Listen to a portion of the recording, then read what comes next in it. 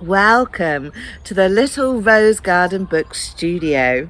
Today I am super excited because we're going to be making the perfect Jubilee cake. It's my Coronation Jewels cake, and if you love the topping on a lemon and drizzle cake just half as much as I do, you are going to adore this extra decadent, sumptuous version for the Queen's Jubilee.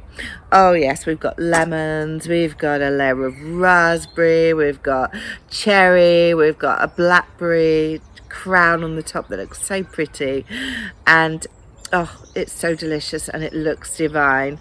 And then while our cakes are in the oven, I'm going to be showing you how to make some fantabulous little garden pretty lanterns for your Jubilee party, which of course you can actually light the tea lights as soon as the party moves into the evening. And all you need is glass empty face cream jars or something similar in glass where you can peel off any company logo stuff, so you've just got nice clear glass. And yeah, so simple.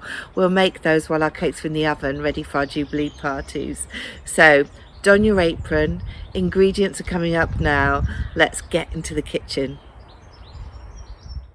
So first things first, get your oven on preheating to gas mark 6, which is 180 degrees Celsius fan oven, or 200 degrees if it's not fan, and pause this on the ingredients so you can get them all out ready.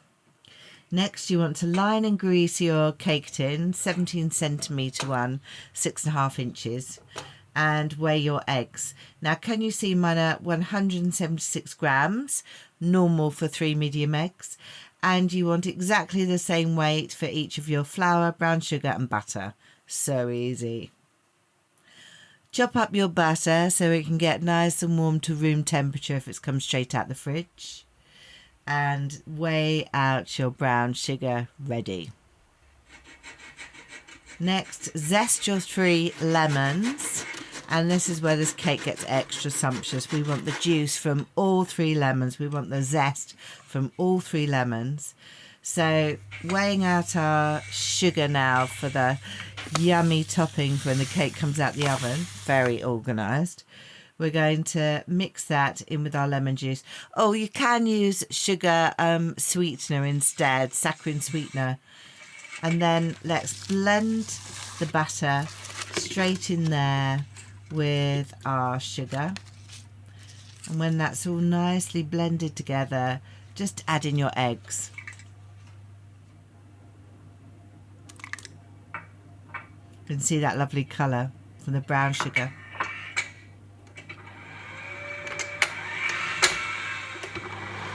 Add in all that lovely 3 lemon zest. And then sift your flour ready so it's all light and lovely. Before spooning it in very gently. Getting it all in there bit by bit until it's a lovely soft consistency, and do get all those bits from around the edges of the bowl. And then when it's all soft and dollopy, we want to fill our cake tin. It'll be 40 to 50 minutes in the oven. So you want to get it nice and smooth on the top. And you'll know when it's ready when the cake is springy to the touch, or a fork prong comes out nice and clean. And of course, the smell will be just amazing. Right, our cakes are in the oven. So now it's time to make our Jubilee lanterns. We've got our glass pot. We need a rubber band and all these ribbons. You only need 1 ribbon, incidentally. It's just to choose the colour you want that goes with your pot. And obviously some scissors are useful. And then all you need, apart from that, is some paper clips, basically. Enough to make a lovely chain length that's exactly the right length for your pot. So pop the rubber band around your pot. I've picked a particularly big one, so I'm going around 3 times, but you might only need to go around twice. You want it nice and, firmly round the top. And then start to chain mail your paper clips together into a nice row. And just keep going until you've got the right length chain. Remember, you want it to be quite long because it will have a candle burning underneath. So you don't want it to be really short. You want to give yourself some length there.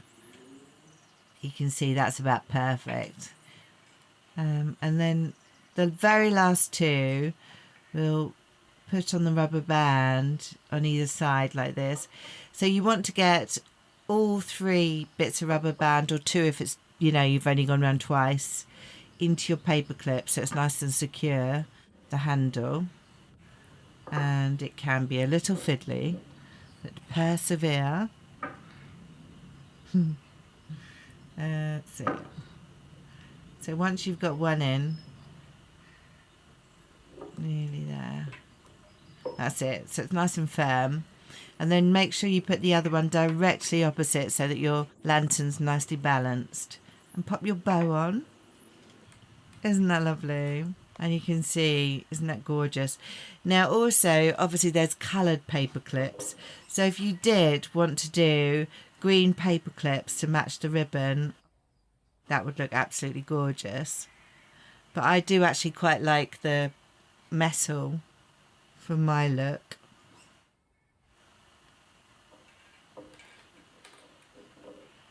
And then by now you should be able to smell your cake nicely cooking in the oven and tempting you to go over and check. But if you pop your candle in, so that's all done, so you can relax and know your lanterns are ready for Jubilee. And then we'll have a look at our cakes. But first of all, let's just have a quick look here. So once the night time starts to draw in and you want to go outside, you can just light those little candles and look how pretty that looks in the garden. We've just got a simple, easy to make, pretty little Jubilee candle. It's cost us pretty much nothing, and it looks absolutely fabulous. Right, back to our cakes.